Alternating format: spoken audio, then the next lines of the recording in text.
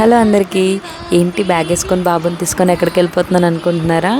మేము వారాహి అమ్మవారిని దర్శనం చేసుకోవడానికి వెళ్తున్నాము. వారాహి అమ్మగారి నవరాత్రులు అనేవి స్టార్ట్ అయ్యాయి కదా, సో అందుకే మేము దర్శనం చేసుకుందామని వెళ్తున్నాము. మాది విజయనగరం.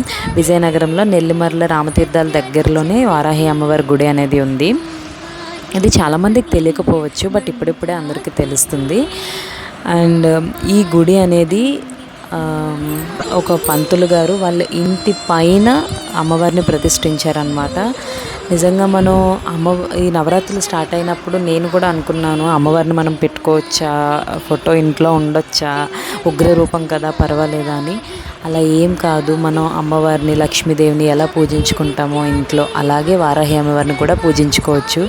మనకి తోచినంతగా మనం అమ్మవారిని భక్తితో పూజిస్తే అమ్మవారు ఖచ్చితంగా కరుణిస్తారు. ఒకసారి అందరూ దర్శనం చేసుకోండి. ఏంటి కొత్త పూజలు, ఏంటి కొత్త ఆచారాలు అని నలుగురు నాలుగు రకాలుగా అంటారు. సో అవేం పట్టించుకోవద్దు. పూజకు కొత్త ఏంటి పాత ఏంటి చెప్పండి. భక్తి ఉంటే ఏ పూజ అయినా అమ్మవారు స్వీకరిస్తారు. సో భక్తితో అమ్మవారిని పూజించండి. సో అందరూ దర్శనం చేసుకోండి.